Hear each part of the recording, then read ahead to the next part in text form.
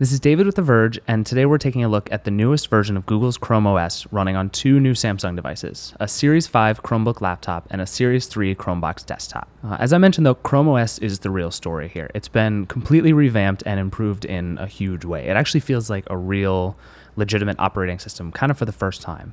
Everything you do is still in a Chrome window, but Google made the whole user experience a lot more like Windows or Mac OS. There's a much better windowing experience. You can open things as tabs or as standalone windows that basically just look like apps. So Gmail starts to feel like a native app rather than just another tab in a Chrome window. There's also a real desktop now with a wallpaper you can change and a taskbar that looks like a mix between the dock in Mac OS and the Windows taskbar, and there are quick launch settings on the right side, kind of like what you'd get in Android 4.0. The basic paradigm hasn't changed though. Apps are still websites and everything still happens in a Chrome window. It's just managed better now. Instead of having tons of tabs in a single window, you can manage it more like you would native apps. It's much faster and more stable now too. Previous versions had some problems just with basic tasks, and now it just works much more fluidly and much better.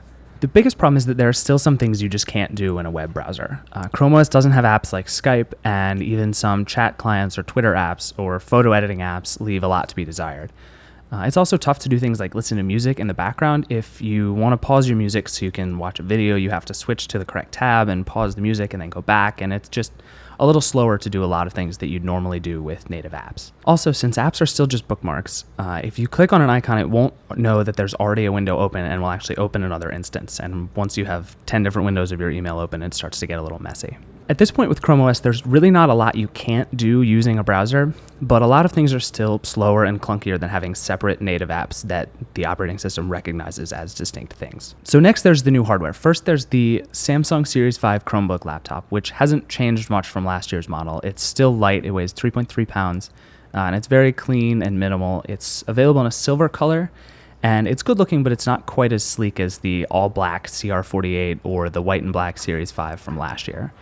It's largely the same hardware, but has a few new ports, which is nice. There are two USB 2.0 ports, an SD card slot, a headphone jack, an Ethernet port, and a display port. It has a good keyboard with chiclet-style keys that feel a little cheap but work relatively well, and there are a lot of function keys designed specifically for Chrome OS. There are keys specific to searching or switching windows or going back and forth within the browser, and it just makes navigating around the OS really easy. The trackpad is also really excellent. It has two-finger scrolling, which works really well, and it's just much more responsive and smooth than we're used to even from desktop computers. The Chromebook has a 12.1-inch 1280 by 800 matte display, and since it's matte and not glossy, it can actually be used outdoors, which is really great. The screen's not perfect. It mutes colors a little bit and washes out when you get off the vertical axis, but it works pretty well. In general, the performance of the computer is really, really solid. Most of that is due to the OS itself being much better, but the new 1.3 gigahertz dual-core Intel Celeron processor and 4 gigs of RAM work well, and I never had any performance issues with the Chromebook at all. The Chromebook was generally really fast, really stable, even with intensive games or flash-heavy sites. It really never broke down.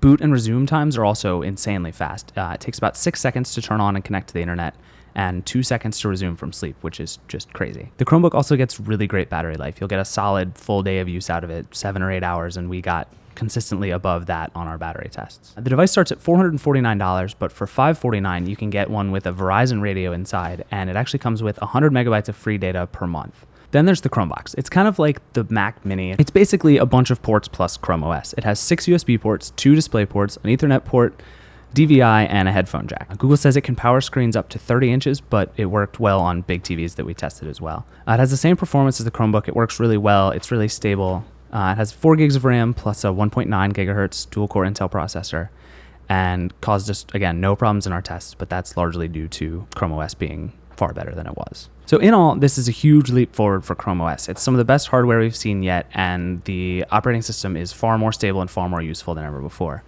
The problem is that I'm not sure we're ready for an operating system and a computer that live completely online, and until Google is able to really make offline access work well, I'm not sure anyone will be. At $329 for the Chromebox and $449 for the Chromebook, you could easily buy a tablet or even a cheap Windows computer, and you'd still have a more versatile and more useful device in all situations. Chrome OS is definitely on its way, but I'm not sure it's there yet.